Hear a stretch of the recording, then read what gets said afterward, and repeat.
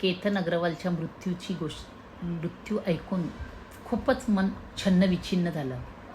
600 करोडचा प्रॉपर्टीचा आणि आईवडिलांचा एकुलता एक मुलगा केतन अग्रवाल.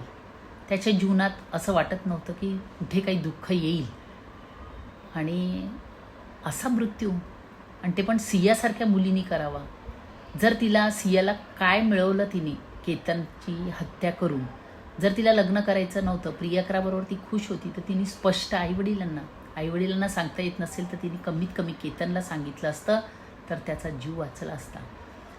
आणि तिने हत्या करून हे दाखवण्याचा प्रयत्न केला की तिला किती दुःख आहे. पण ह्या मुलींना झालं तरी काय? मला वाटतं संस्कार कुठेतरी कमी पडत आहेत. मी सियासारख्या मुलींकडनं आपल्या मुलांचा बचाव करण्याची आता गरज आईवडिलांवर आलेली आहे. त्यामुळे विचार करायला लावणारी ही घटना आहे.